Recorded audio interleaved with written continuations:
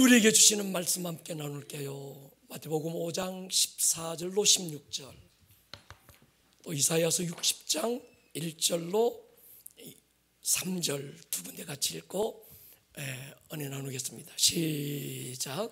너희는 세상의 빛이라. 산 위에 있는 동네가 숨겨지지 못할 것이요, 사람이 등불을 켜서 말 아래에 두지 아니하고 등경 위에 두나니 이러므로 집안 모든 사람에게 비치느니라. 이같이 너희 빛이 사람 앞에 비치게 하여 그들로 너희 착한 행실을 보고 하늘에 계신 너희 아버지께 영광을 돌리게 하라. 일어나라, 빛을 발하라. 이는 내 빛이 이르렀고 여호와의 영광이 내 위에 임하였음이니라. 보라, 어둠이 땅을 덮을 것이며 캄캄함이 만민을 가리려니와 오직 여호와께서 내 위에 임하실 것이며 그의 영광이 내 위에 나타나리니 나라들은 내 빛으로 왕들은 비치는 내 광명으로 나아오리라. 아멘. 아멘. 우리는 오랫동안 산상순 5장, 6장, 7장 그 초입 부분에서 교회 공동체의 두 가지 정체성에 대해서 지금 몇 주간 나누고 있습니다. 이 말씀을 읽고 듣고 받을 때마다 이런 질문을 하게 됩니다. 왜 이 시즌에 이 말씀일까? 왜 이때 이 산상수훈인가? 팬데믹이 끝나고 세상은 놀랍도록 새로운 시즌에 돌입되고 있습니다. 하나님의 아들이 공생애를 시작하면서 처음으로 선포하셨던 산상수훈, 그 가운데 팔복과 이 두 가지 빛과 소금이라고 하는 개인의 정체성과 교회 공동체의 정체성, 왜 이 말씀일까?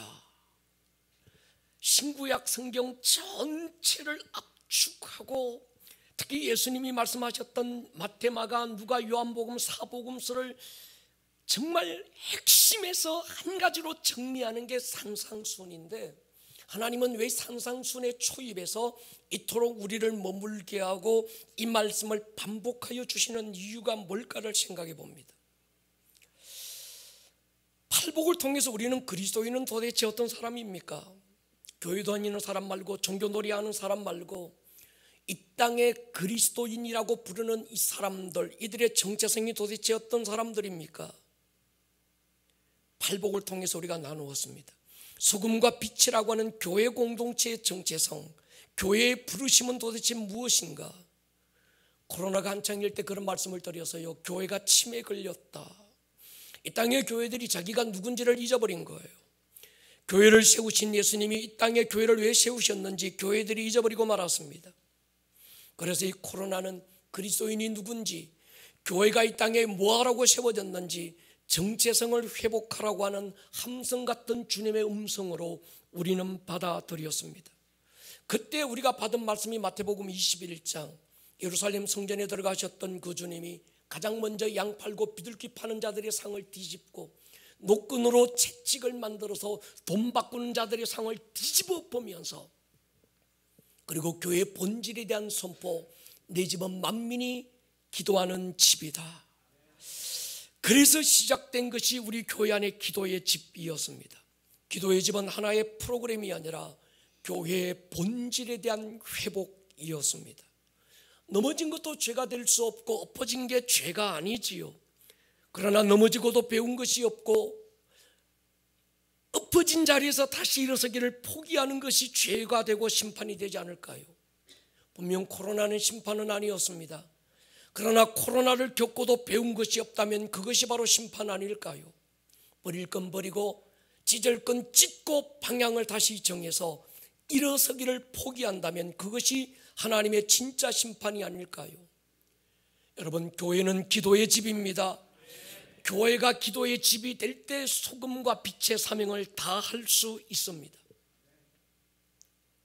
우리 주님의 선포대로 한다면 왜 예루살렘 성전, 하나님의 영광이 있는 그 하나님의 성전이 강도의 소굴이 되고 말았을까?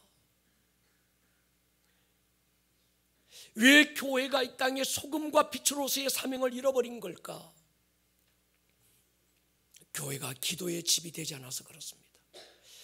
교회는 만민이 기도하는 집인데 기도하는 집에 기도 소리가 멈추고 기도하는 그 집의 기도의 사람들이 사라지고 있는 거예요.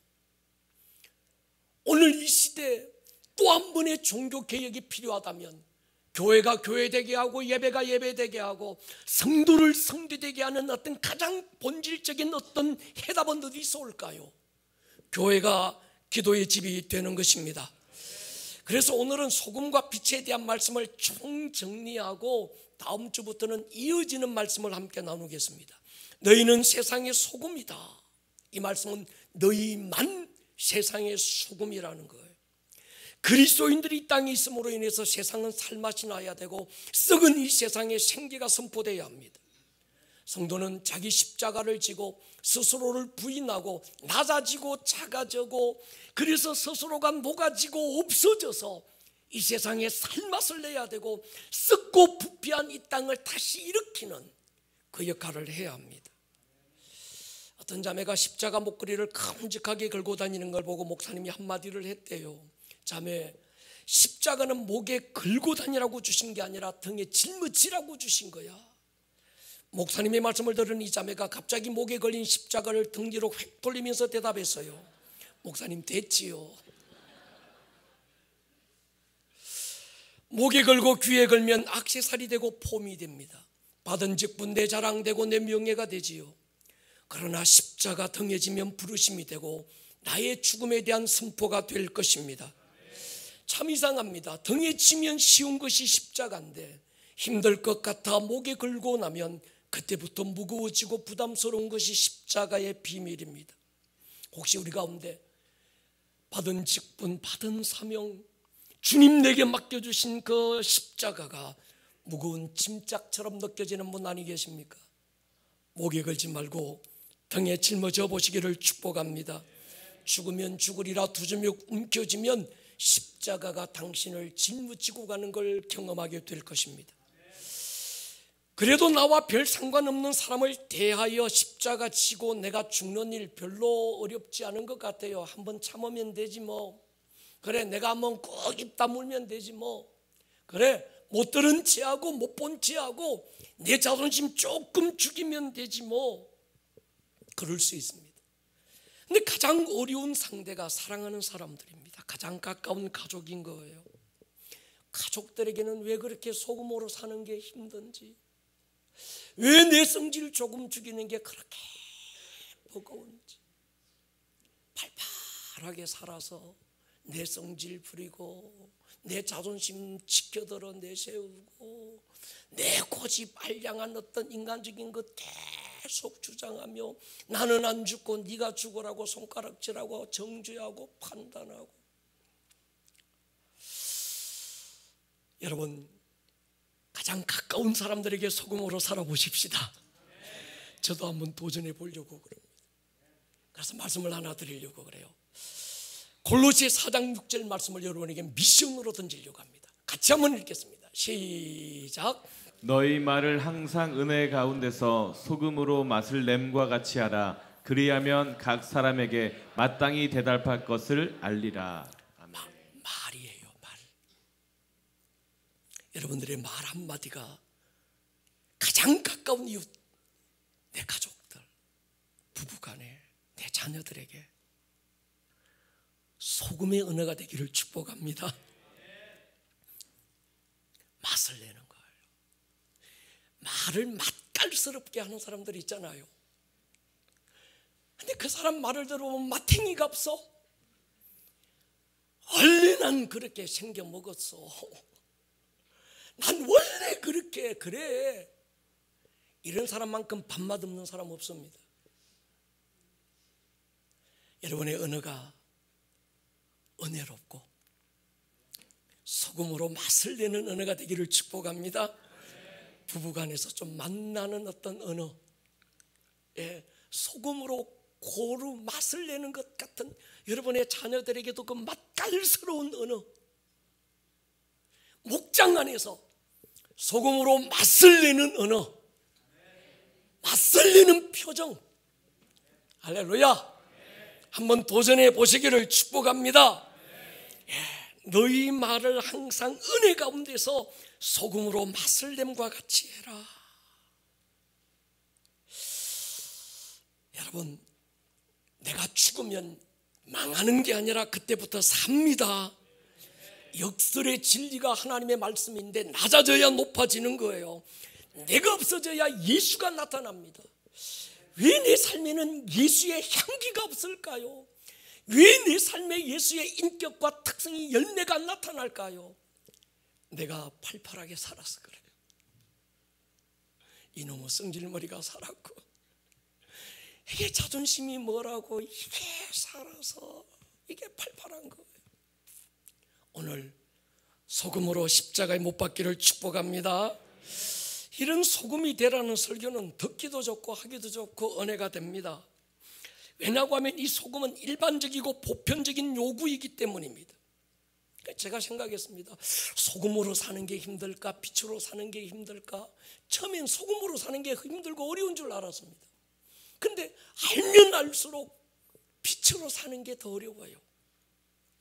여러분, 왜 빛으로 살지 못할까요? 내가 누군지 몰라서 그래요. 빛인지 몰라서 그렇습니다. 내가 잘나서, 내가 똑똑해서, 내가 뭔가 돼서 내가 막 빛을 내야지. 그 빛은 가짜입니다.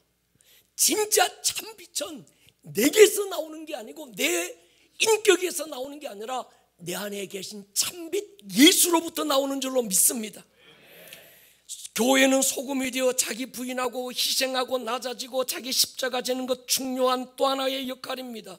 그러나 코로나가 끝나가면서 새롭게 열리는 뉴 시즌에는 부활의 능력과 성령의 권능으로 충만해서 어둠을 드러내고 어둠을 몰아내는 빛으로서의 교회 회복이 더 필요합니다. 사실 소금으로서의 교회 역할에 대해서는 교회가 어느 정도 감당해서요, 이 땅의 복지시설, 이 땅의 뭐 여러 가지 어두운 곳, 교회들이 거의 대부분을 했습니다. 그런데 교회가 못한 부분이 있는데 그게 뭔가 하면 빛으로서의 역할입니다. 성경에 보면 소금으로서의 역할에 대해서는 한 구절, 너희는 세상의 소금이다, 맛을 잃지 마라, 딱 끝나는데 빛에 대해서는 세 구절이나 반복해서 강조하고 있습니다. 그만큼 중요하다는 걸 거예요. 고난의 십자가지만 당당하게 짊어질 수 있는 힘이 어디서 나올까요? 십자가 넘어 부활에서 나오는 것처럼 오늘 내 삶에서 소금으로서의 역할을 어떻게 하면 감당할까요? 내가 빛이 되어 빛으로서의 사명을 다하면 소금은 절로 일어날 것입니다. 그래서 빛의 역할, 내 안에 있는 참빛 예수 그리스도를 드러내는 그 역할이 교회의 역할입니다.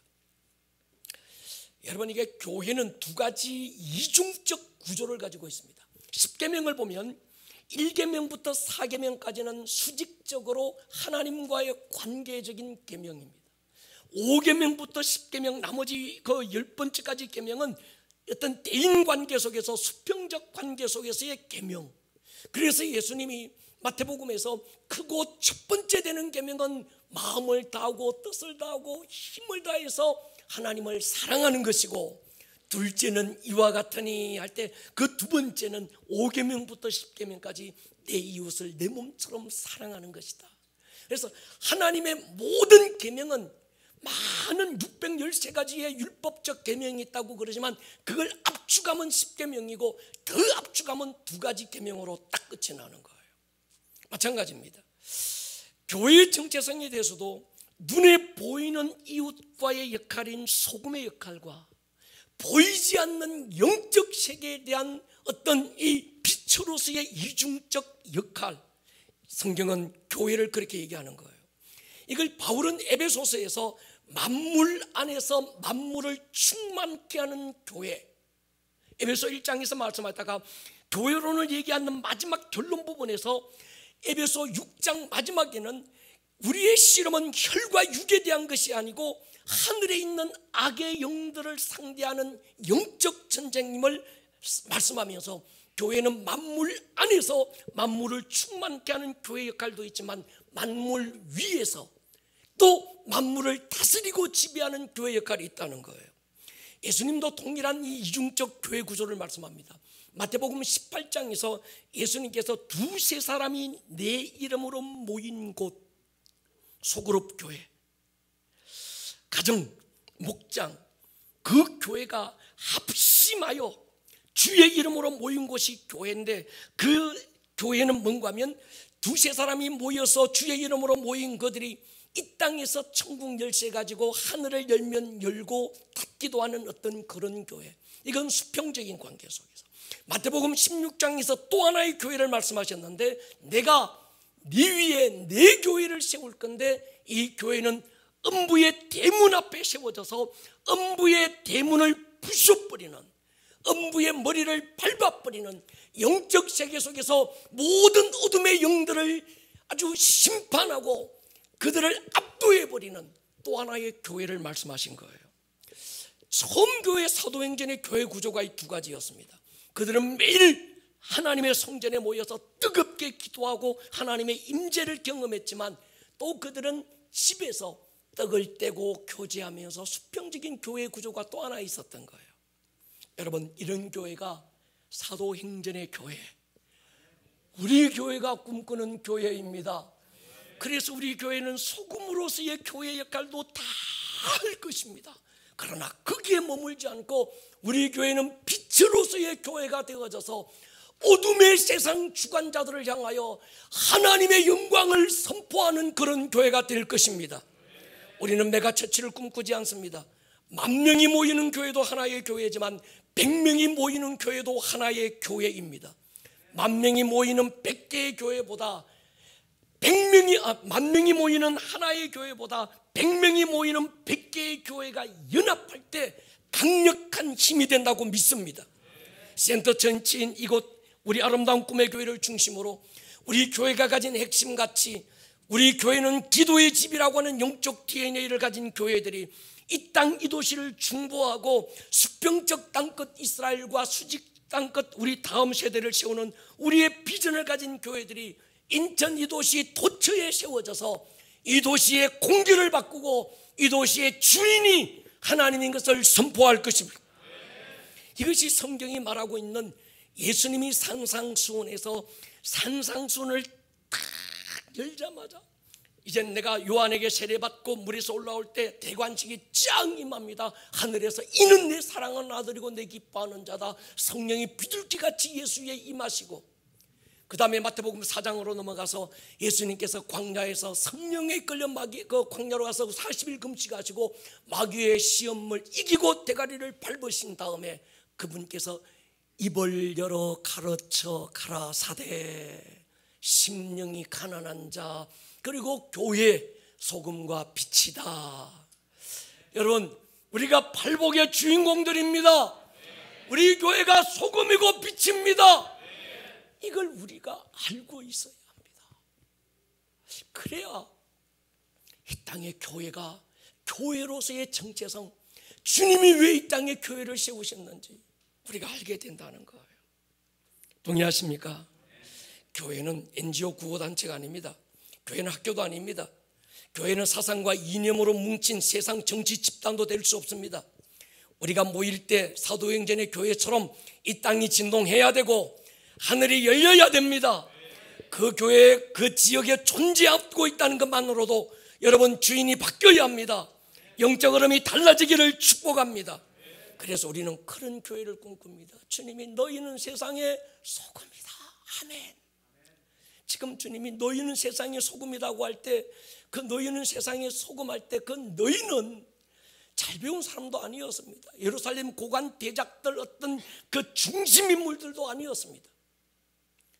그들은요, 마태복음 4장에 보면 병든 자, 저는 자, 소외된 자, 어디 갈 곳 없는 자, 그들이 주님을 마지막으로 소망하고 그 예수님이 갈릴리에 변 작은 야산에 계신다는 얘기 듣고 수많은 무리들이 주님을 찾아왔고 그 주님을 향해서 주님 선포하신 거예요. 너희는 팔복이라는 복을 받은 자, 복음의 메시지를 들은 자, 너희가 소금이다. 할렐루야. 교회가 희망입니다. 동의하십니까? 너희가 빛이다. 이 세상은 온통 어둠인데 이 어둠을 몰아낼 수 있는 유일한 소망이 교회라는 거예요. 여러분, 교회가 연약함이 있는 거 사실입니다. 이 땅의 교회들이 여러 가지로 아직도 냄새나고 초라한 것 사실입니다. 그러나 교회가 희망입니다. 교회가 빛이기 때문입니다. 교회 외에 다른 어디에도 성경은 대안을 두고 있지 않았습니다. 안타까운 건요, 교회가 자기가 빛이라는 걸 몰라요. 그래서 침에 걸렸다는 말이 헛말이 아닙니다. 소금은 자신을 녹여서 세상에 묻혀 들어가지만 빛은 어둠에 묻혀 들어가면 안 됩니다. 빛은 어둠을 몰아내야 합니다. 어둠과 싸워야 합니다. 그래서 소금은 양보하고 희생하고 낮아져서, 그래 나는 없어야, 그래 내 자존심도 없어, 난 그래 내가 다, 난 그냥 내 십자가 다 못 박아서 난 죽었어 하고 들어가지만, 빛은 죽었어 하면 안 됩니다. 빛은 어둠을 몰아내든지 어둠에 묻히든지 둘 중에 하나입니다. 할렐루야. 우리 교회는 어둠을 몰아내는 교회가 될 것입니다. 사람들이 그래요. 능력만 있으면 다냐? 아닙니다. 능력이 있어야 합니다. 빛이 능력이 없으면 어둠에 묻히는 거예요. 교회가 능력이 있어야 합니다. 사람들이 그러다 귀신 쫓는다고 혹시 이단아이가 어리석은 말씀하지들 마십시오. 예수님이 가는 곳마다 귀신이 소리 지르고 떠나갔어요. 12제자들이 예수의 이름으로 명령할 때 귀신이 떠나갔다고 성경은 기록합니다.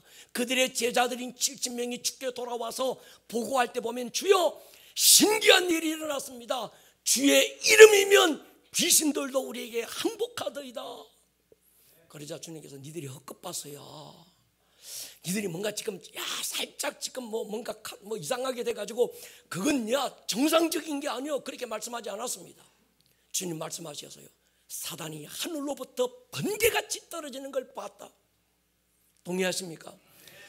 그건 실제 현상이라는 거예요. 어둠의 영역 가운데서 주가 보실 때 제자들이 나가서 예수의 이름으로 어둠을 몰아내고 어둠의 주관자인 귀신들을 쫓아낼 때, 주님은 이게 어떤 오늘 그 간증하신 집사님처럼 어떤 뭐라고 그랬더라? 짜고 지는 고수도 아니고 무슨 체면 걸려가지고 막 한 그거 아닙니다. 주님 말씀하셔서요, 실제적으로 영적으로 보면 내가 영적으로 봤는데 실제 현상이 어둠의 영들이, 사단이 하늘로서 번개같이 떨어지고 있는 그 현상이라는 거예요. 아멘입니까?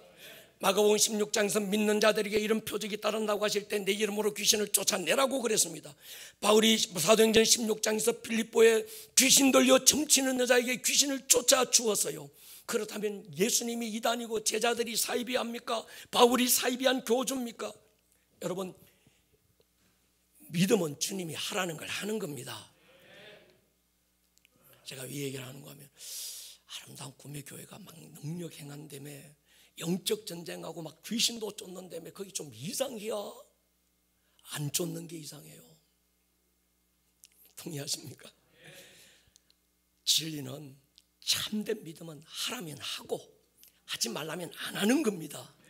우리가 무슨 다른 그게 아니라 주님이 하라고 하셨고, 내가 네게 예수의 이름을 주고 너는 빛이라고 말씀하셔서 우리는 빛을 비추는 거예요. 그때 어둠이 떠나가는 건 당연한 겁니다. 말씀 중심. 뭔데요? 우리는 제자 훈련이야. 우리 교회는 교리 공부해. 우리는 말씀 중심이야. 여러분, 진짜 말씀 중심은 말씀대로 살아내는 것이고, 말씀대로 살아날 때 말씀이 오늘도 동일하게 우리 가운데 보여지고 나타나는 것입니다. 그래서 그분들에게 물어보십시오. 니네 교회 귀신 쫓냐? 안 쫓는데 그게 이단이에요. 죄송합니다. 정죄해서 취소하겠습니다. 이단이라고 말하고 싶지는 않습니다. 그게 뭔가 하면 주님이 하라는 걸 우리는 하는 교회예요. 교회는 소금이 돼서 윤리적으로 도덕적으로 사람들에게 희생하고 낮아지고 그들을 섬기고 사랑으로 품어내는 게 교회의 역할입니다. 그러나 주님은 또 하나, 교회는 빛이라는 거예요. 우리는 빛의 사명을 다할 것입니다. 마태복음 12장에서 바리새인들이 예수님을 정죄하잖아요. 귀신의 왕 바알세불을 힘입어 귀신을 쫓는다. 그때 주님이 하신 말씀이 있습니다. 사단이 어떻게 사단을 쫓아내겠느냐? 그리하고서야 사단의 나라가 어떻게 설 수 있겠느냐? 내가 하나님의 성령을 힘입어 귀신을 쫓는 것이면 하나님의 나라가 너희 가운데 임하였느니라. 하나님의 나라가 여러분들 가운데 임하기를 축복합니다. 하나님의 나라는 그냥 임하는 게 아닙니다. 사단의 나라를 몰아내고 임하는 것입니다. 할렐루야. 우리가 착한 일하면 우리가 양보하고 희생한다고 하나님 나라가 임하는 게 아닙니다. 하나님 없는 종교도 십자가는 얼마든지 얘기합니다. 그러나 그들이 꿈꿀 수 없고 흉내낼 수 없고 모방할 수 없는 것은 부활의 능력입니다. 할렐루야. 이번이 아름다운 동행을 기대해 보십시오. 하나님이 어떻게 빛으로 역사하시는지를 우리가 보게 될 것입니다. 지금 여러분 보십시오. 주님이 우리에게 말씀해요. 산상수훈이라고 하는 구약의 모든 율법을 완성하고 예수님의 사복음서의 모든 가르침의 핵심을 선포하면서 주님이 하신 말씀이 있어요. 세상은 환한 대낮도 어둠이라는 거예요. 흑암이라는 거예요. 그러면서 하시는 말씀이 있어요. 너희 빛을 비추어라. 일어나라. 빛을 발하라. 그때 사람들이 하나님께 영광을 돌린다는 거예요. 우리 교회도요, 코로나가 오기 전 매주 목요일 저기 저녁에 비가 오나 눈이 오나 저 부평역에 가서 이 홈리스들 뭐죠 이거 노숙 하시는 분들, 이분들에게 가서 국 막 나도 집에서 잘 못 먹는 국 만들어 가지고 퍼다 드리고 그들 앞에 마치 우리가 죄인인 것처럼 무릎 팍 꿇고 그분들 밥 섬기고 온갖 걸 다 해봤는데 그들이 감사하다 고맙다 그걸로 끝나지 할렐루야 하나님께 영광을 돌린다 안 그럽디다. 교회가 마땅히 해야 되는 게요 이건. 그래서 당연한 것처럼 받아들이는 거예요. 근데 아름다운 동행을 통해서 모태 불자가 하나님의 영광을 본 거예요. 할렐루야. 하나님 살아계신 걸 눈으로 보고 나니까 병택에서기까지 쫓아오는 거예요. 할렐루야. 여러분, 교회는 빛입니다. 우리 교회는 빛인 줄로 믿습니다. 에베소 6장 12절 우리 같이 한번 읽겠습니다. 시작. 우리의 씨름은 혈과 육을 상대하는 것이 아니요 통치자들과 권세들과 이 어둠의 세상 주관자들과 하늘에 있는 악의 영들을 상대함이라. 우리의 씨름, 교회가 싸워야 될 것은 어떤 사람과 싸우거나 다투는 게 아니라는 겁니다. 사람에게서는 지고 이겨야 되고 양보하고 이겨야 되지만 어둠의 영들, 하늘에 있는 이 영들, 전에 말씀드렸던 첫째 하늘도 아니고 새들이 날아다니는 하늘, 그 위에 별들의 하늘, 그 공중 하늘, 코스모스라고 하는 그 하늘에 있는 악의 영들을 상대하여 우리가 싸우는데, 교회는 그들을 상대해야 되는데 그들이 어떤 장구 하면 어둠의 세상 주관자라는 거예요. 동의하십니까? 이 목사 얘기면 동의 안 해도 괜찮습니다. 근데 예수님이 성경에서 교회는 우리의 씨름은, 우리가 싸울 상대는 하늘에 있는 이 공중 권세 잡은 자, 하늘에 있는 악의 영들을 상대하여 싸우는데 그들이 누군가 하면 어둠의 세상 주관자들이라는 거예요. 여러분, 어둠을 이기는 길은 한 가지밖에 없습니다. 양동이 퍼낸다고 어둠이 없어지는 것도 아니고 숟가락으로 퍼먹는다고 어둠이 없어지는 것도 아니고 한 줄기 비치면 충분합니다. 그 일 하라고 주님이 교회를 엄부의 대문 앞에 하나님이 내 교회를 세운다고 예수님 말씀하신 거예요. 가이사랴 빌립보 지역에서 제자들에게 주님이 물었습니다. 여러분, 여기서 우리가 키포인트가 있습니다. 예수님께서 왜 제자들에게, 마태복음 16장은 굉장히 중요한 말씀이거든요. 성경에 많은 말씀들이 있지만 예수님이 마태복음 16장에서 제자들에게 너는 나를 누구라고 하느냐, 베드로가 주는 그리스도시요 살아계신 하나님의 아들입니다, 내 교회를 세우겠다고 했던 이 사건은 성경에서 굉장히 중요한 어떤 포인트가 되는데, 왜 주님께서 제자들에게 듣도 보도 못했던 교회를 얘기하시고 제자들에게 물으실 때 예루살렘 성전으로 제자를 데리고 가서 그 웅장한 46년 동안에 걸쳐서 지었던 예루살렘 성전 쫙 보여주시면서 거기서 너 나를 누구라고 하느냐 묻지 않았습니다. 그리고 내 교회를 세우겠다고 말씀하지 않았어요. 예수님이 태어나고 자란 곳 나사렛에서 주님은 제자들에게 묻지 않았습니다. 여기 내 교회를 세우겠다고 말하지 않았습니다. 갈릴리 해변 주님이 제자들과 함께 여러 가지 추억을 남겼던 그곳에서도 묻지 않았습니다. 갈릴리에서 한 1시간 정도 차를 타고 올라가면 가이사랴라고 하는 곳이 나오는데, 그 가이사랴 필립보라는 그 지역에서 주님은 제자들을 데리고 가셔서 물었어요. 가이사 로마 황제의 이름입니다. 빌립 유대 총독의 이름. 그래서 어떤 한 도시를 만들고 도시에 로마 황제와 유대 총독의 이름을 따서 지으려면 특별한 자격이 있어야 됩니다. 첫 번째는 자연 경관이 굉장히 아름다워야 합니다. 두 번째는 그 도시에 살 수 있는 자격을 가진 사람들은 일정 수준 이상의 어떤 그런 엘리트들이어야 했습니다. 세 번째는 그 도시 한가운데 로마 황제의 신상을 세워놓고 지나가는 사람들마다 그 앞에 엎드려 절하면서 로마 황제 가이사가 이 도시의 주인인 것을 인정하게 했던 거예요. 지금 주님이 제자들에게 묻습니다. 로마 황제의 신상을 딱 마주 바라보고 너희는 나를 누구라고 하느냐? 베드로가 고백해요. 주는 그리스도입니다.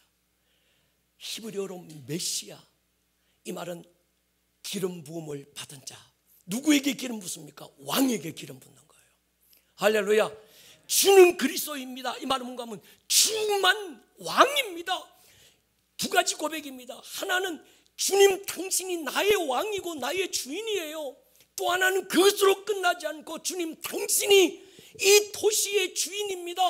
눈에 보이는 가이사 로마 황제가 이 도시의 주인이 아니고 당신이 이 도시의 주인입니다.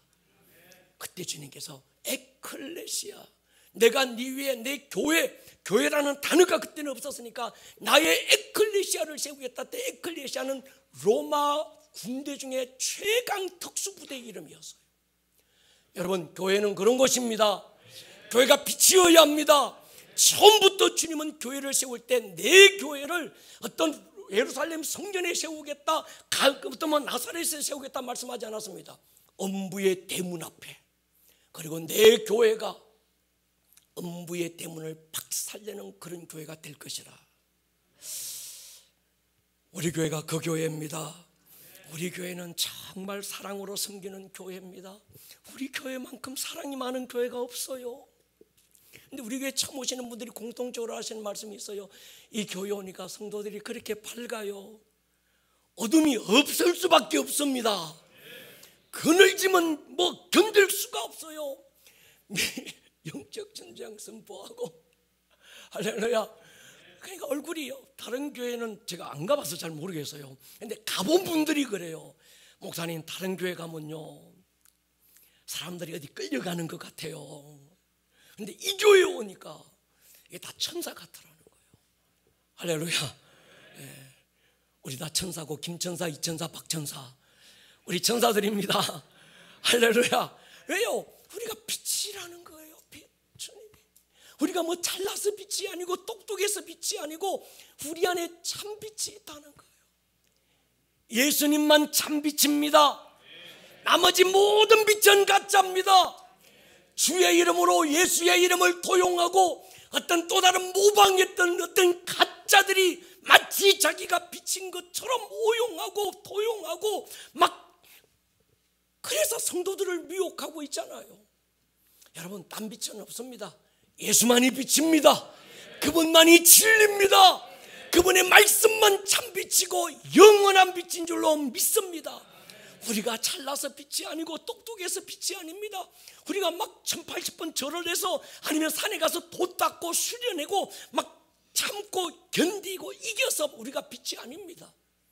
우리 안에 참빛 예수가 있어서.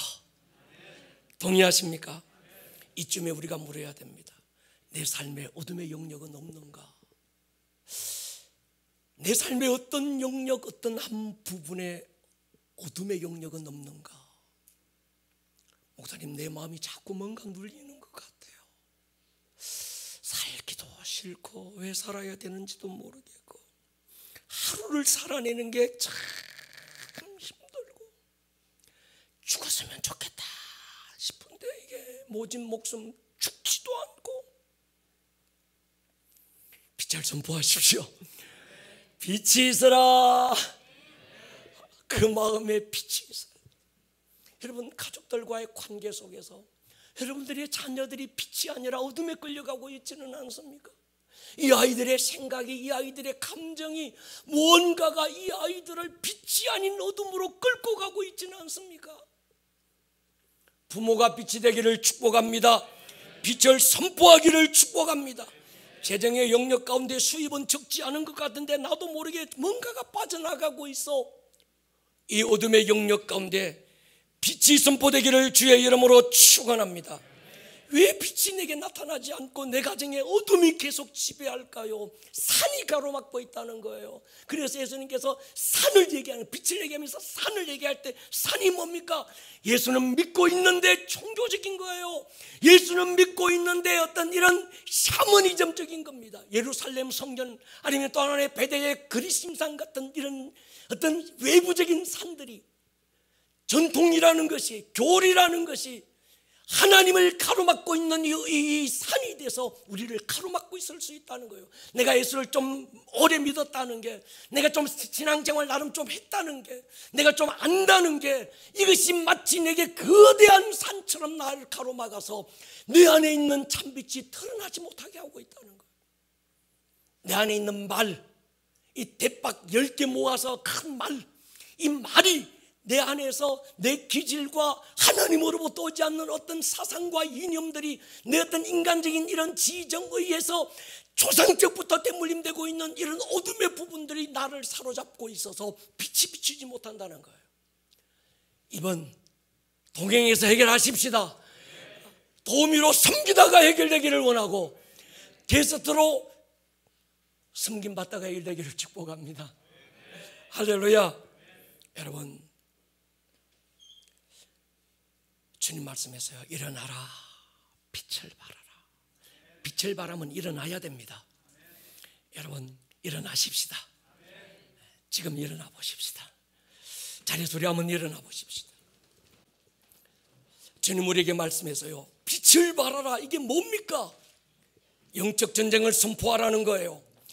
여러분 안에 있는 예수의 이름으로 모든 어둠에 대하여 명령하라는 겁니다. 할렐루야. 여러분은 왕같은 제사장이고 여러분 안에 참빛 예수의 빛이 있습니다. 아멘. 거룩한 믿음의 두 손을 들고 선포할 때 여러분의 내면에 아니면 가족과의 관계 속에서 이런저런 재정과 상황 속에서 가로막고 있는 어둠들이 떠나갈 줄로 믿습니다. 아멘. 머리를 한번 숙여보십시다. 이 시간 우리 한번 기도하실 때, 하나님, 내가 빛을 선포합니다. 이제 내가 일어나 빛을 발할 것입니다. 아멘. 하나님, 이 빛이 이르렀고 여호와의 영광이 내 위에 임하였느니라. 아멘. 거룩한 두 손을 높이 들고 나사렛 예수의 이름으로, 성령의 능력으로, 보혈의 권능으로 모든 어둠은 떠나가라. 아멘. 선포하십시오. 이 시간 한번 기도할 겁니다. 하나님, 재정의 영역에, 관계 영역에 때로는 산이, 때로는 말이 나를 가로막고 있습니다. 이 시간 벗겨지기를 선포할 것입니다. 통성으로 한번 기도할 수 있기를 바랍니다. 살아계신 나의 하나님, 감사합니다. 우리의 삶에 하나님 부어주시는 너희가 소금이다. 선포합니다. 너희가 빛이다. 빛이 있으라, 빛이 있으라. 일어나라, 빛을 발하라. 오늘 들었던 이 말씀이 듣는 말씀에서 끝나지 않고 여러분들의 삶에 살아내는 말씀으로 생명력 있는 말씀이 될 수 있기를 주님의 이름으로 다시 한번 축복합니다.